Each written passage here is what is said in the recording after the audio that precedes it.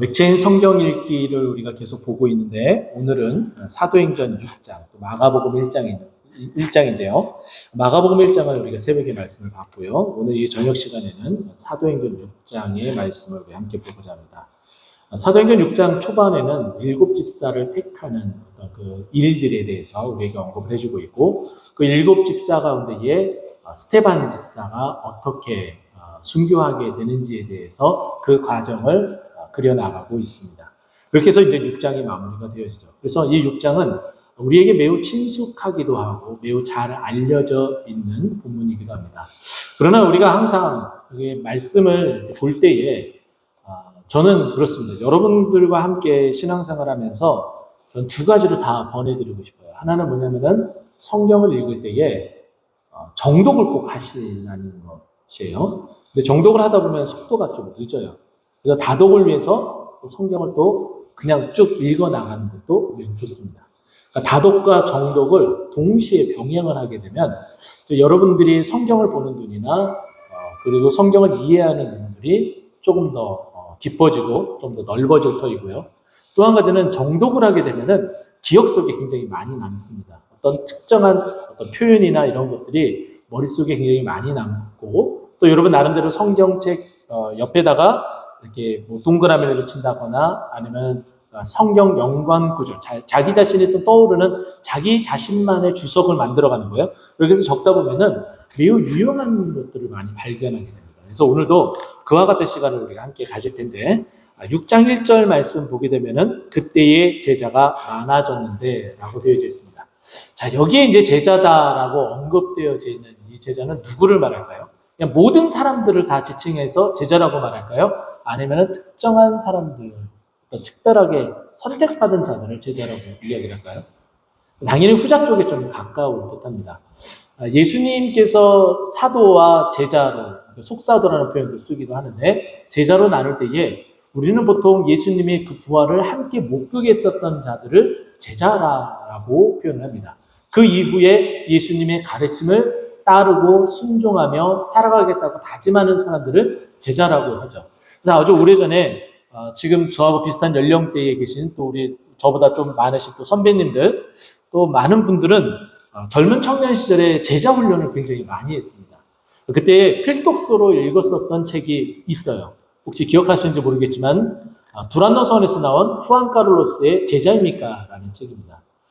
남미 계열에 계신 목사님이기 때문에 그것이 또 처음에 나왔던 책하고 다시 또 개정판, 증보판 해가지고 쭉 나오게 되는데, 제자는 어쨌든 간에 예수님께서 이제 우리에게 말씀하신 바, 가르치신 바, 지도하신 바, 그것을 그대로 순종하고 따르는 자들, 그 말씀에 따라 살아가는 자들을 제자라고 표현합니다. 예수님께서도 말씀하셨던 것처럼, 진정한 요한복음에 나타나는 것처럼 진정한 제자는 나의 말씀을 가지고 사랑하는 자, 따라가는 자, 순종하는 자, 그것을 바로 제자라고 말씀하기도 하셨죠. 그러면 여기에 제자가 더 많아졌다라는 것은 뒷구전에 나타나는 헬라파 유대인들의 과부, 그리고 히브리파 사람들하고 이렇게 분리가 되어져야만이 우리가 좀 인지가 됩니다. 왜냐하면 여기에 나타나는 헬라파 유대인들 그리고 과부들이 교인이었을 가능성도 있지만은 아닌 경우들도 많습니다. 왜냐하면 교회가 구제를 하는 데 있어서 교인과 교회에 아닌 사람을 구분하지는 않았습니다. 그렇기 때문에 이 구제를 할 때에 이 교회 안에 재정을 가지고 그 일을 하나하나씩 해나가면서 그렇게 구분짓지는 않았지만, 지금 교회 안에서 이 일을 처리하는 데 있어서 사단이 난 거예요. 어떤 사단이 났느냐? 헬라파 유대인들과 히브리파 유대인들하고 같이 동일하게 같은 조건으로 그 구제함을 받지 못했다는 거예요.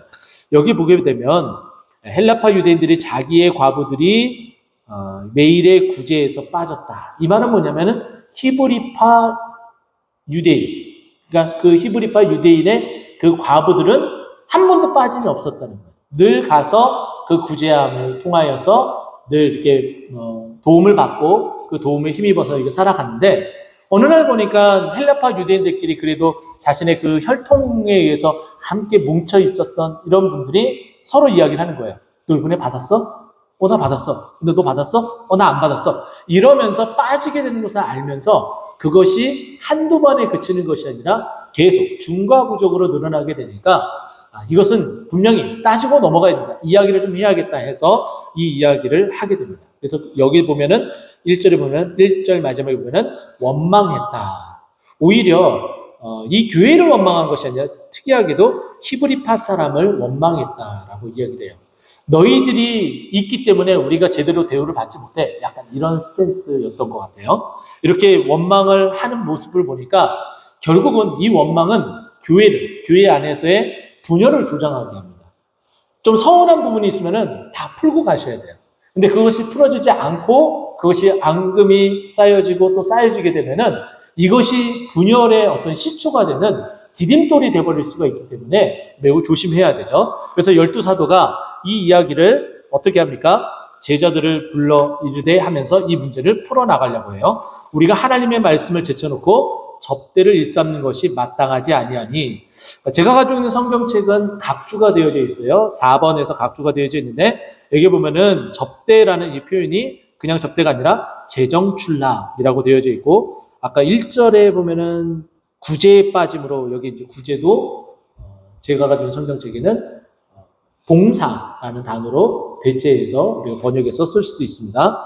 여기 이제 접대라는 것은 재정출납인데요. 이 재정출납을 이 12사도가 다 관여를 했었던 거예요.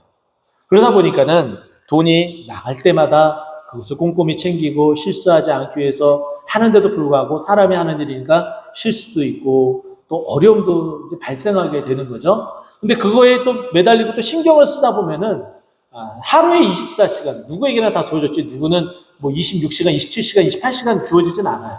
그러다 보니까 당연히 소원해지는 것이 반드시 생기게 되어져 있습니다. 무엇이 소원해졌는지 이 12사도가 정말 이 교회가 든든한 교회인 것은 무엇이냐면은 이 12사도 지도자들인데 이 지도자들이 솔직하게 이야기를 하는 거예요. 뭐라고 이야기를 합니까? 하나님의 지금 말씀을 제쳐놓고 지금 이거에 매달리고 있기 때문에 이거는 좀 옳지 않다. 이렇게 되면은 여러분들도 손해고 저도 손해고 우리 공동체 모두가 손해가 된다. 그러지 않기 위해서 우리는 방법을 강구해야 되는데, 기도하다 보니까 정말 이 일을 전문적으로 담당할 일꾼이 필요하다. 그래서 여러분들에게 말씀을 드린다. 이렇게 이야기하고 있는 게 오늘의 본문의 내용입니다. 자, 그래서 이 제자가 4절 말씀 보면은 그 일을 이제 정리를 하는데, 기도하는 일과 말씀 사역에만 우리는 힘쓰고 이 재정 출납에 대해서는 다른 사람 일곱을 세워서 이 사람이 담당하게끔 해야 된다. 근데 이 일은 굉장히 중요하다. 왜냐하면 시험을 받을 수도 있고 또 시험에 빠질 수도 있기 때문에, 그래서 이런 사람들, 뽑아야 될 이런 일꾼은 누구여야 되느냐? 3절 말씀 보면 성령과 지혜가 충만하여 칭찬받는 7사람을 택하라라고 되어져 있습니다. 그러면 잠깐 교회 일꾼을 세우는 부분에 있어서 우리는 과연 어떻게 해야 될까요? 기준은 분명히 하나님의 말씀입니다. 그런데 이렇게 보다 보면은 자기 자신 스스로도 알고 또 많은 사람들도 알아요. 대체적으로 다 알고 있어요. 그런데도 불구하고 사람을 세우려고 합니다.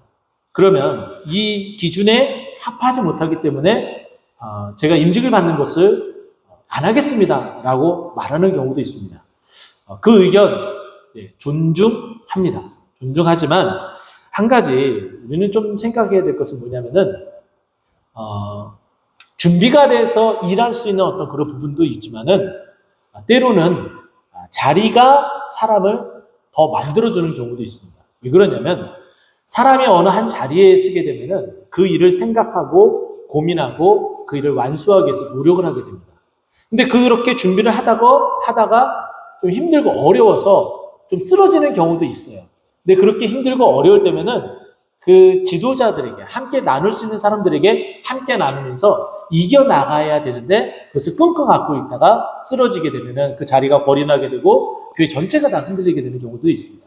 하지만은 그것보다는 오히려 자리가 사람을 만들고 키우는 경우도 굉장히 많습니다. 죄송하지만 제가 바로 그랬던 것 같습니다.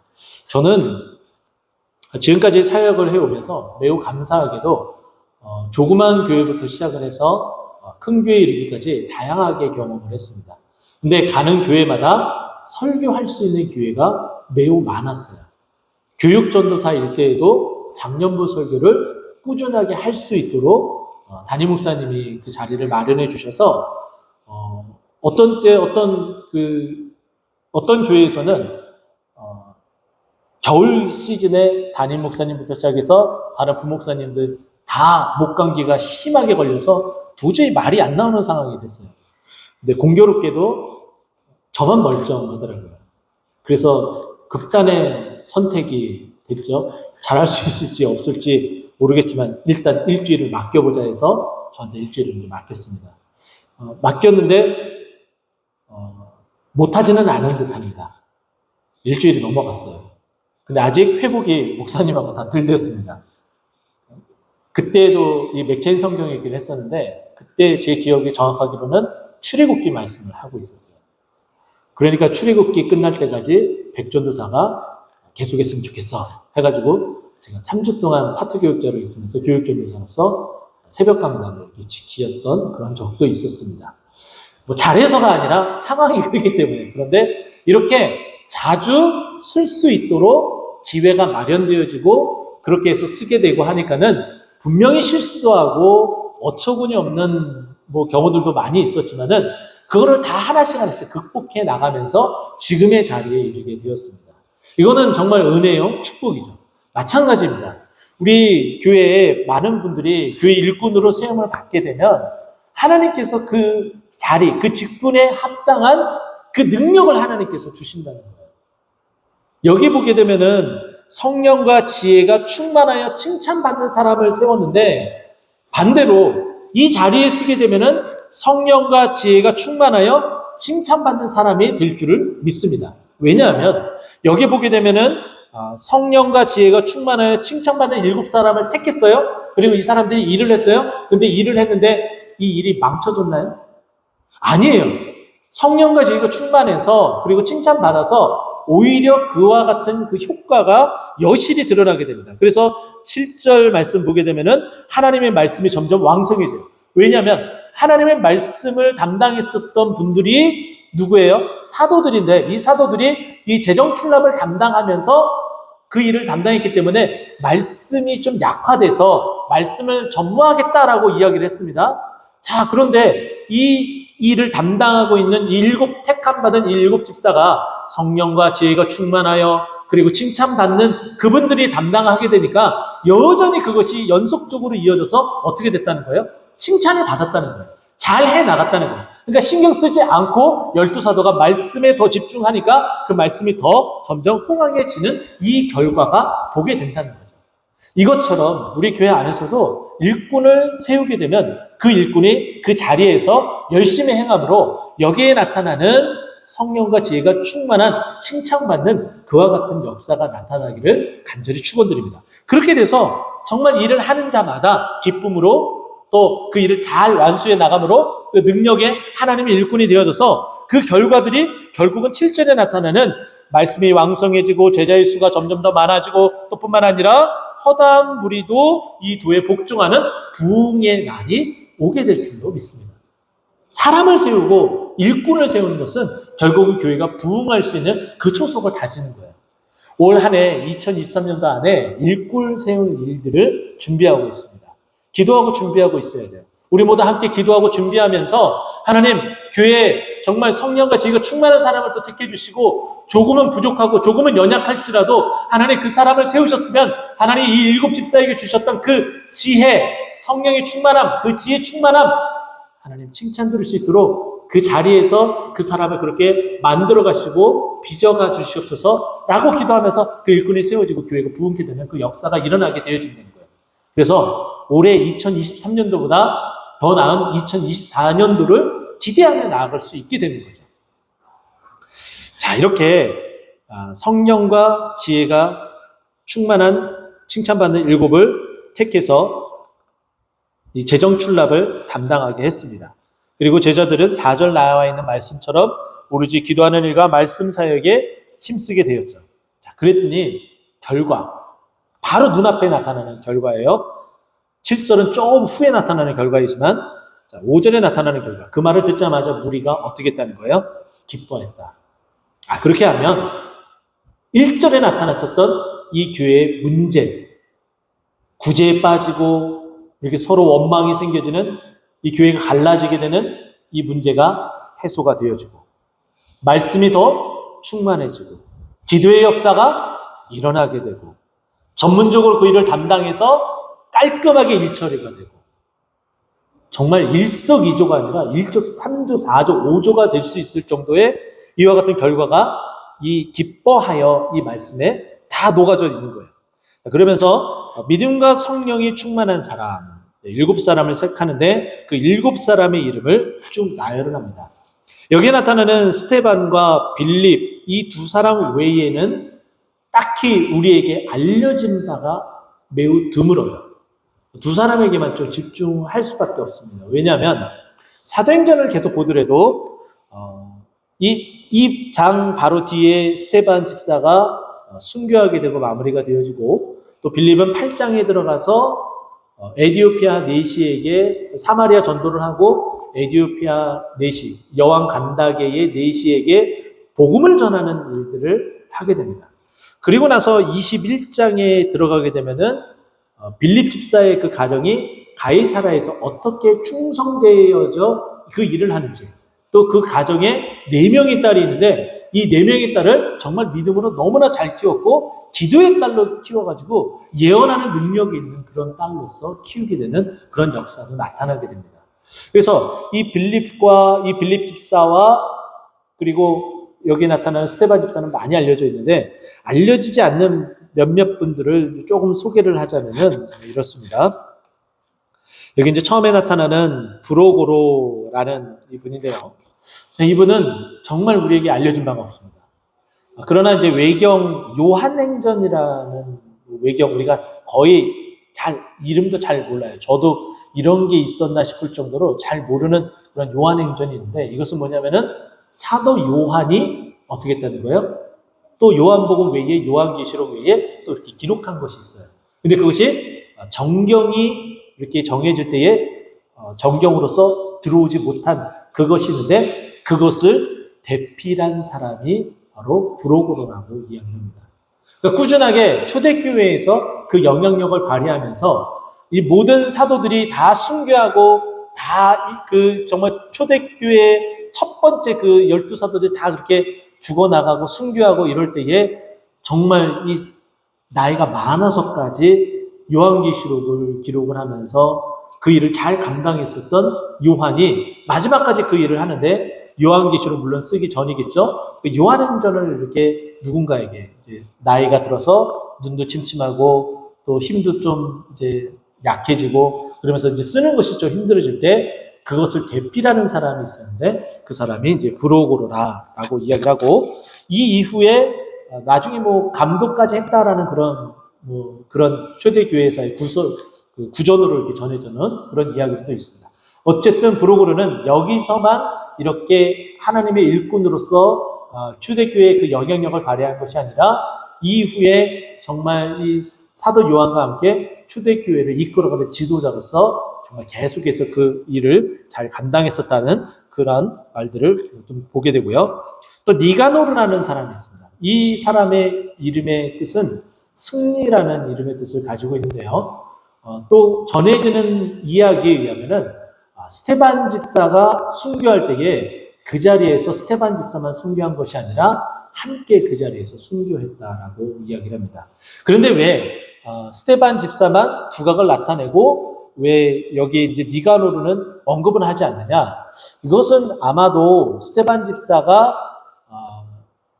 이 복음을 전하는 데 있어서 우리가 6장 이 뒷부분 보게 되면 9절 말씀이죠. 이른바 자유민들 즉 구레네인들 알렉산드리아 길리기아 아시아에 온 사람들과 회당에서 어떤 자들이 일어나 스테반과 더불어 논쟁할세라고 되어져 있잖아요.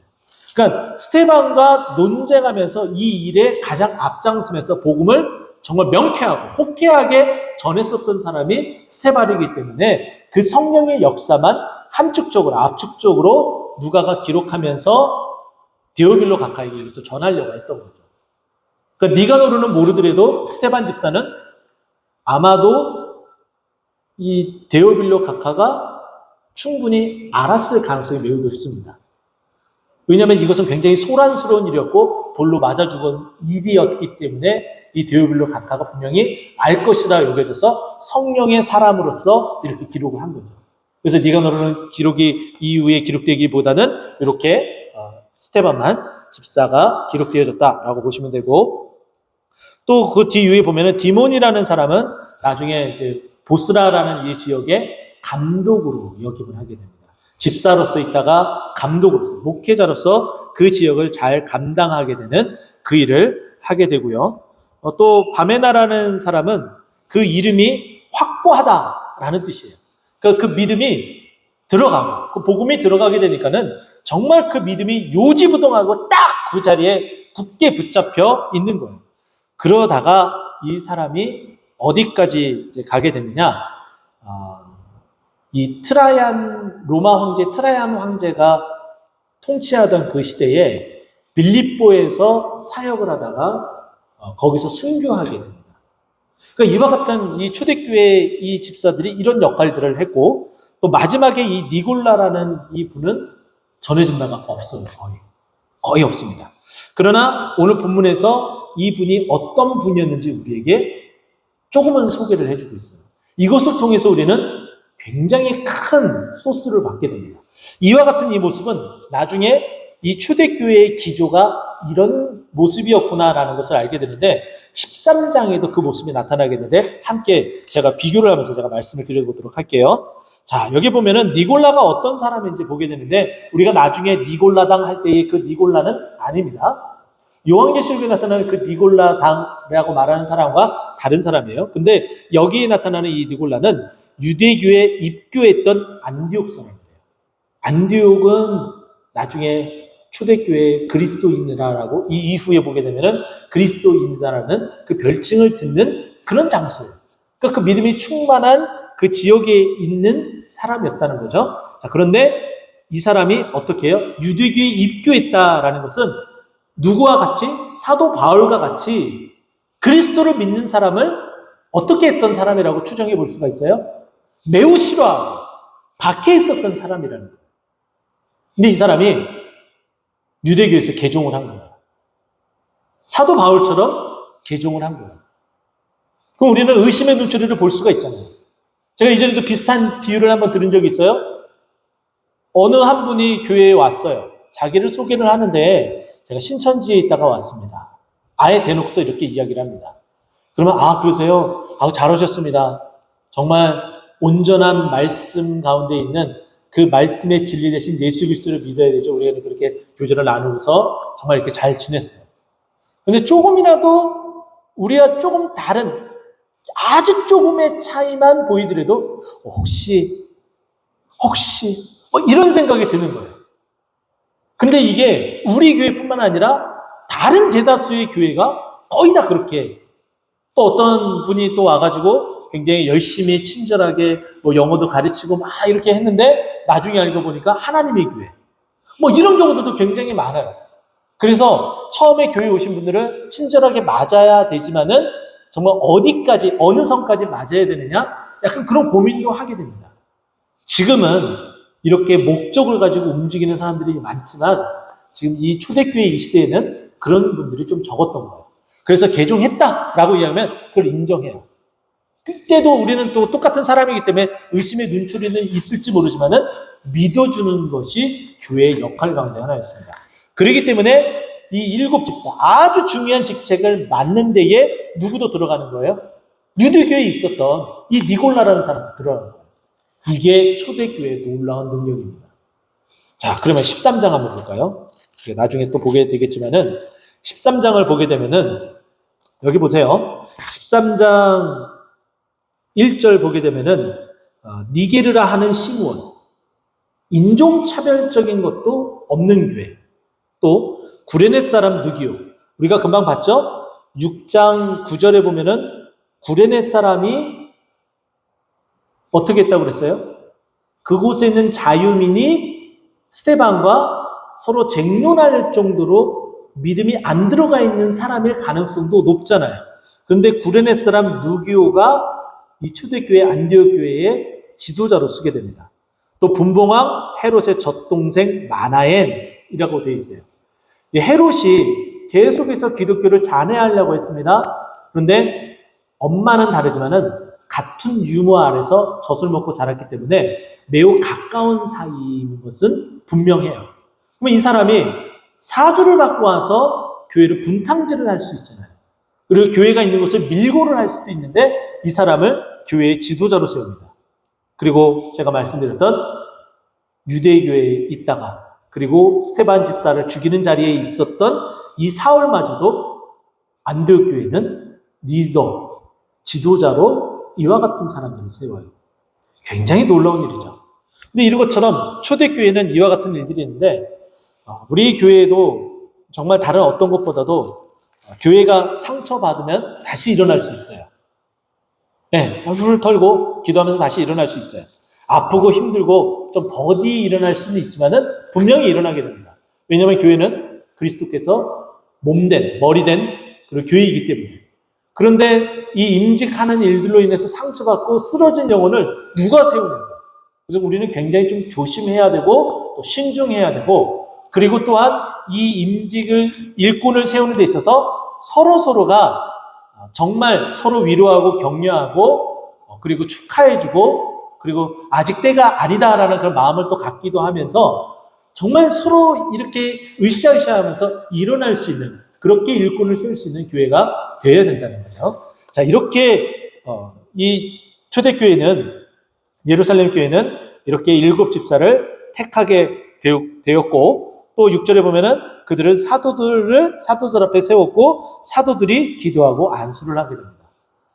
우리는 계속 중직자들을 위해서 기도해 주셔야 돼요. 앞에서 이 부족한 종뿐만 아니라 함께 중직자들을 위해서 함께 기도해 줘야죠. 이렇게 일꾼을 세워지고 문제가 해결되어지니까 교회는 어떻게 돼요? 말씀이 7절에 우리 함께 7절 말씀 같이 한번 읽어보도록 하겠습니다. 같이 읽겠습니다. 하나님의 말씀이 점점 왕성하여 예루살렘에 있는 제자의 수가 더 심히 많아지고 허다한 제사장의 무리도 이 도에 복종하니라. 전혀 예수 그리스도를 안 믿고 배척하던 제사장들도 그 마음이 이제 움직여지기 시작하는 거예요. 여기에 도는 믿음이겠죠? 예수 그리스도겠죠? 그 예수 그리스도를 복종하게 되고 말씀이 점점 왕성해지고 예루살렘에 있는 제자의 수가 더 심히 많아지는 이런 일들을 보게 되었다라고 말씀합니다. 자, 우리도 함께 이렇게 꿈을 꿨으면 좋겠습니다. 올해 일꾼을 세워지고 또 말씀과 기도가 더 살아나게 되고 지속적으로 이렇게 예배가 계속 뜨거워지고 또 미국에 있었던 그 에즈베리 그 부흥의 그 역사가 예배로부터 왔던 것처럼 우리가 이렇게 끊임없이 지속적으로 멈춤없이 예배하고 나아갈 때에 하나님께서 우리에게 일꾼을 세워주시며 사람들을 보내주시고 큰 기적을 베풀어 주실 줄 믿습니다. 그런 전초가 조금씩 저는 지금 있고 있어요.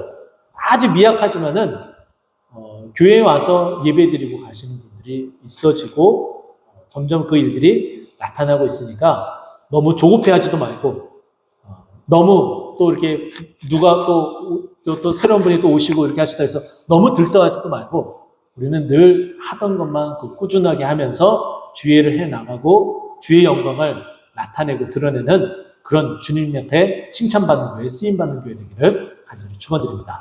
기도하겠습니다.